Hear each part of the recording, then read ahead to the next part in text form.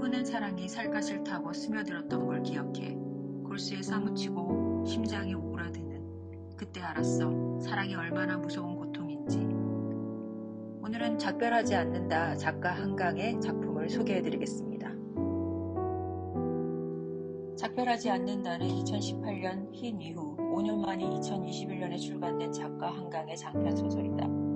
한강은 책 말미 작가의 말에서 책 출간하기까지 7년 정도의 지난한 시간에 자신의 삶이 묶여 있었다고 말한다. 그녀는 또 지극한 사랑을 이야기하고 싶었다며 이 소설이 그렇게 보이길 바라고 있었다. 작품은 1948년 제주 4.3 사건을 모티브로 한다. 작가 한강은 제주 4.3을 조사하기 위해 객관적 기록과 자료들을 쫓아야 했을 것이다. 분명 글을 쓰기 위해 그것에 몰입한 시간들, 가슴 아픈 진실과 마주한 시간들이 그녀에겐 지극히 힘들었을 것이다.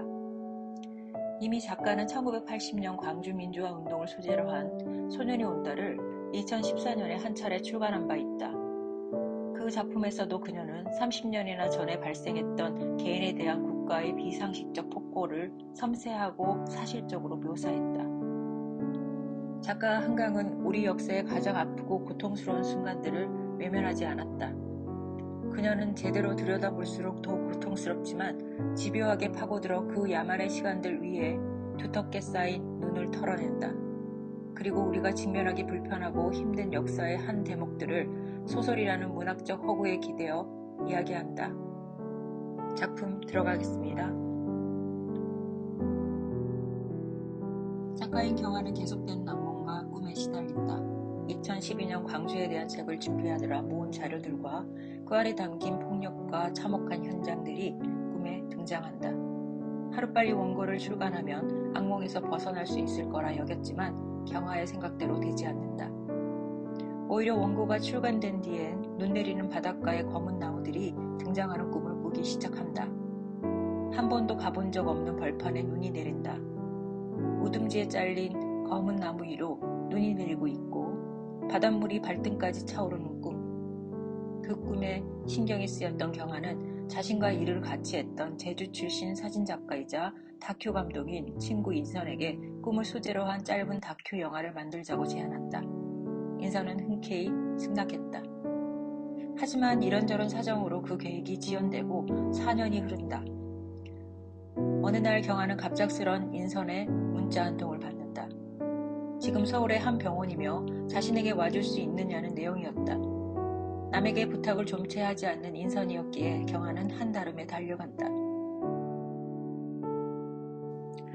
인선은 나이 든 어머니를 보살피기 위해 자신이 하던 일을 중단하고 제주로 내려가 목공일을 배웠다. 돌보던 어머니가 죽고 난 후에도 그녀는 제주에서 집 한켠에 있는 창고를 목공소로 개조해 목공일을 했다. 일이 워낙 힘들고 위험해 인선은 자주 사고를 당했다. 이번에도 나무를 전기톱으로 베다가 검지와 중지의 손가락이 잘려 봉합수술을 받았다. 오랜만에 만난 인선은 경아에게 자신이 키우는 앵무새 아마를 혼자 두고 왔다며 자신이 퇴원할 때까지 돌보아 줄 것을 부탁한다. 갑작스런 인선의 부탁에 경아는 당황스럽고 고민되었지만 어미 앵무새 아미가 죽고 혼자 남아있는 아마가 죽을 수 있다는 인선의 말에 폭설이 한창인 제주로 향한다. 경아는 제주의 엄청난 폭설을 뚫고 우여곡절 끝에 인선의 집에 도착한다. 이미 아마는 죽어 있었다. 죽은 새를 마당의 큰 나무 아래 묻는다. 전기도 끊기고 난방도 되지 않는 인선의 집에 경아는 지친 몸을 누이고 잠을 청한다. 그리고 그녀는 꿈과 죽음의 경계, 제주 4.3 희생자들의 시간, 과거로의 여행을 떠난다. 작품은 1, 2부로 크게 나뉘어진다. 이 소설의 전개 과정을 이해하는데 1, 2부의 서사가 어떤 역할을 하는지 안다면 훨씬 더 재미난 글 읽기가 가능하다. 게다가 작가는 자신이 전달하고 싶은 메시지를 구현하기 위해 다양한 문학적 장치와 서사들을 사용했다. 물론 작가가 사용한 문학적 도구들을 수고스럽게 파악하지 않더라도 책 읽기를 충분히 할 수 있다. 다만 그것들이 의미하는 것들을 알아챘을 때의 쾌감은 작품을 이해하려 집중하는 시간을 보상하고도 남는다. 그중 단연 주요 역할을 하는 문학적 장치는 눈과 꿈이다. 먼저 눈의 이미지는 주제를 선명하게 드러내는 데 탁월하다. 아름답고 하얀 눈은 추악한 과거를 덮어버리지만 진실을 더 선명하게 만든다.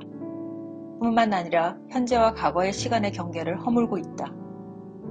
눈은 하늘에서 내리는 하얀 물의 결정체로 온 세상을 덮어버린다. 눈이 내린 세상은 아름답다. 하지만 하얀 눈 아래 감춰진 속성은 아름답지 않다. 간밤부터 내린 눈이 얼굴마다 얇게 덮여서 얼어 있었대. 눈 때문에 알아볼 수 없었으니까 이모가 차마 맨손으로 못하고 손수건으로 일일이 눈송이를 닦아내 확인을 했대. 내가 닦을 테니 너는 잘 봐 라고 이모가 말했다고 했어. 죽은 얼굴을 만지는 걸 동생한테 시키지 않으려고. 내가 잘 보고 얘기해 주라고. 이모가 말할 때마다 눈을 뜨고 억지로 봤대. 그날 똑똑히 알았다는 거야. 죽으면 사람의 몸이 차가워진다는 걸. 맨뺨에 눈이 쌓이고 피 어린 살얼음이 낀다는 것을. 인선 어머니의 가족들이 학교 운동장으로 끌려가던 날도 눈이 내렸다.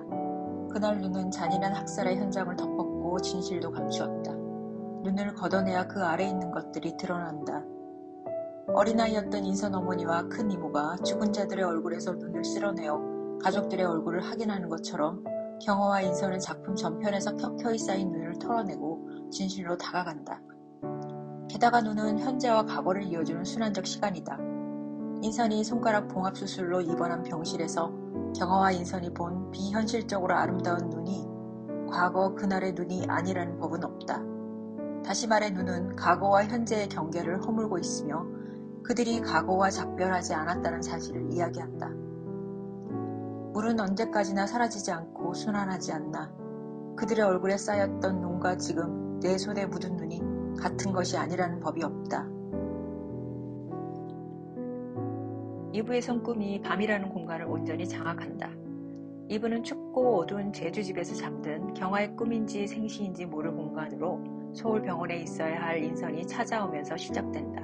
그리고 실종된 큰오빠의 유해를 찾기 위해 인선 어머니가 평생을 매달린 객관적 기록과 증언들, 사진들이 든 상자들을 인선은 경화에게 하나씩 열면서 이야기를 진행시킨다.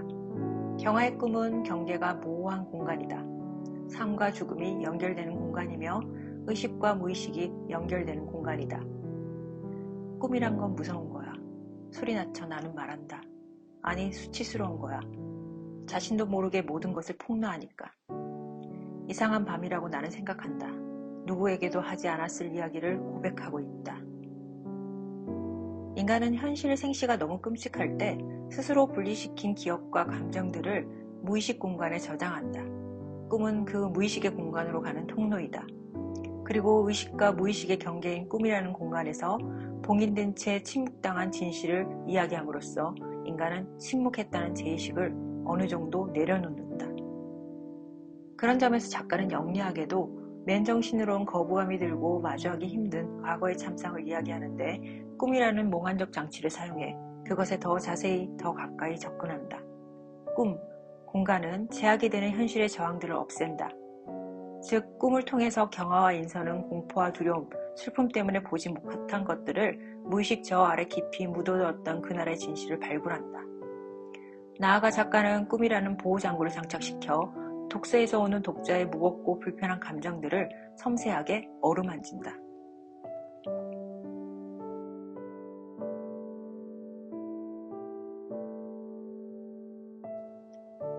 젖 먹던 아기도 절멸이 목적이었으니까 무엇을 절멸해? 빨갱이들을. 한각의 작품을 읽으면 늘 쓸쓸하고 서글프다. 우린 인간 존엄의 권리, 행복할 권리가 당연하다 생각하며 살았다. 하지만 지금 우리가 누리는 자유와 권리들이 없었던 시간들이 분명 존재했다. 국민을 지켜야 할 국가의 힘이 죄 없는 이들을 향해 사용될 수 있었다는 사실을 상기시켜야 할 때마다 아프고 쓰라리다. 유족들이 실종된 가족들의 유해만이라도 찾길 원하는데 아직도 그게 그렇게 어려운가? 학살에 가담한 사람들은 죄의식이 없었을까? 갓난 아기도 죽여야만 했나? 여러 가지 의문들이 나를 괴롭게 하고 무력하게 만든다. 하지만 작가 한강은 작품이 사랑 이야기로 보이길 바란다. 사랑하는 이들에 대한 절절한 사랑, 공감과 연민의 시선으로 그들을 위로하려는 타인들의 사랑. 그렇다면 그리 생각해보려 한다. 인삼과 인선의 가족들, 그 섬 전체가 겪은 과거, 아니 우리가 겪은 눈처럼 시리도록 아픈 과거를 잊지 않도록 힘껏 사랑해보려 한다. 기억하는 이가 있다면 그 과거는 우리와 작별하지 않았다.